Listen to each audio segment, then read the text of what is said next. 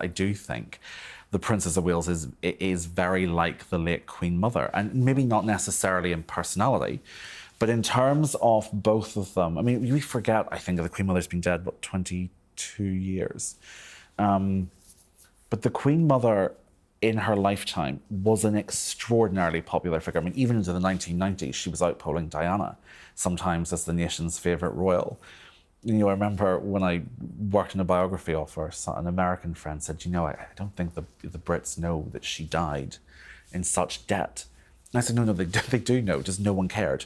They sort of just, it was, she was hugely, hugely popular. And part of the secret that she had was that she sees it as a marathon, not a sprint.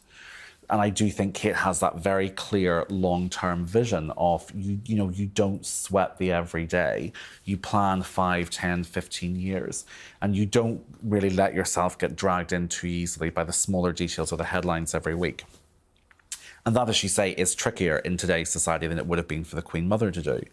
But I also think the Princess of Wales is, I think she's tough in the best way possible. I use that as a compliment in the way I do with the Queen Mother. I think you have to be someone who is prepared to keep, to protect your private life, which the Queen Mother very much did with her husband and her 2 daughters, and also kind of keep putting one foot in front of the other and just keep going. So that, to me, is probably who I would compare it to. And actually, when I did the book on the Queen Mother, one of the people I interviewed who'd worked for the Queen Mum said they see very clear similarities between the two of them. And I think you kind of see a little bit of that in the way we've spun the Catherine versus Meghan rivalry as sort of like Elizabeth versus Wallis 2.0. It's right. We've sort of slotted them back in. When you say Elizabeth, you mean the Queen Mother? The Queen Mother, sorry, yeah. And I think, and that's not to say that the comparison is justified. I always sort of defend Meghan a bit and say, she's not doing... Well, come on, this is pesky. We might as well get into it. if the Queen Mother, Elizabeth, is Catherine. Is Catherine, Princess of Wales. Yep. She obviously was married to George the Sixth, and Edward the Eighth had abdicated over... his American socialite wife, yes. His American socialite. Does that make... There have always been similarities between Meghan and because they're American divorcees and they've kind of broken up a part of the royal family. Do you think it's justifiable that? Well, allegedly Prince Philip made the comparison, and he had met Wallis. One of the things that the Duke and Duchess of Windsor, Edward and Wallis, did in the 1930s and again a little bit in the 1940s and 1950s is they did these very controversial quasi-royal, not royal tours. Right. Oh, really? Yeah, okay. yeah. And I would have to be very, very clear before we go further. One of them was to Nazi Germany, and I am not drawing the comparison there. That's the most infamous one for very obvious reasons, because they were photographed smiling with Hitler. Oh, yeah. But there were other ones. They were sort of wined and dined. Again, this isn't great by Franco, but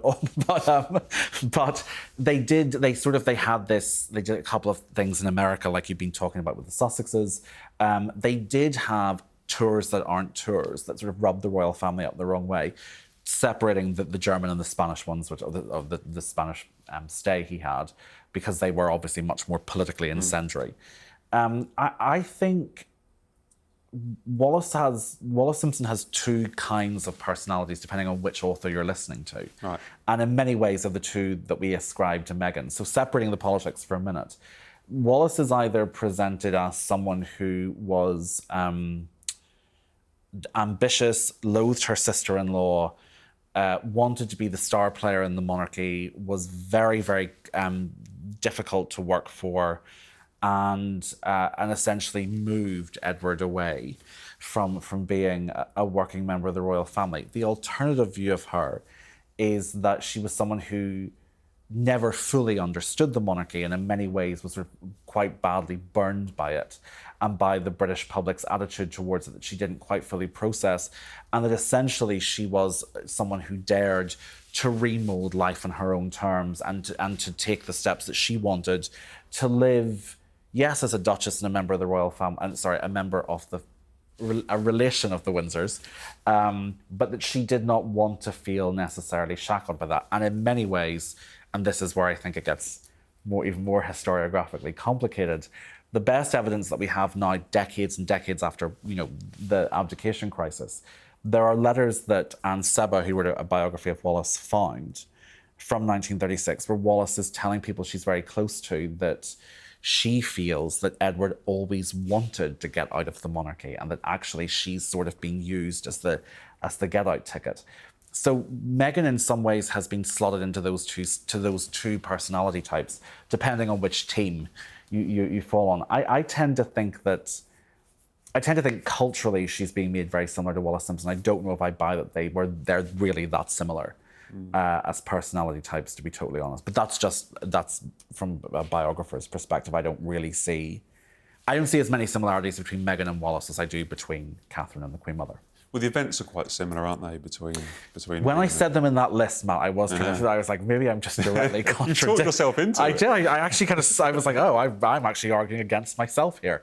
Yeah, look, the events are not dissimilar. I remember when Meghan appeared on Oprah Winfrey. I don't know if you remember the imagery there. She was wearing a dress that was so like Wallis Simpson. Yeah. And these things often aren't accidental. You know? No, they're not. Although you can kind of sort of extend that point and say, was there no one, there to say this is uncannily like a very famous photograph of the Duchess of Windsor? Maybe pick something else.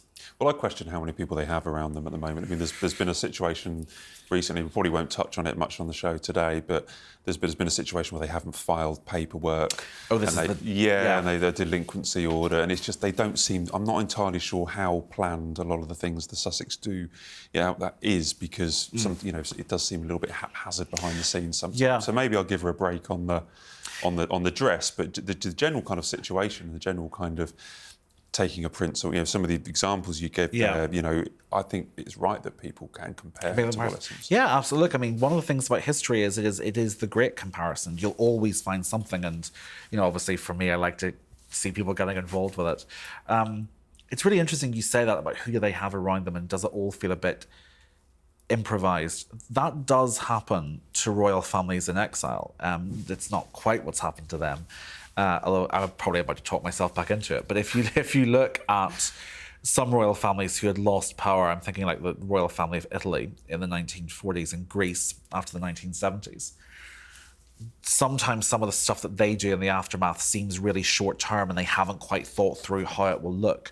And that's possibly because they just don't have around them the team that they previously had. So it could be the Sussexes are struggling. There isn't really a roadmap for this, is there? I mean, there's been the universally disastrous example of Edward and Wallis, but in terms of modern royals living in America, having children who are prince and princess, I think there's going to be trial and error with them, to be totally honest. And yes, I do think they could do with an advisor who has experience within the monarchy rather than just within America. But then it's a question of who would that be.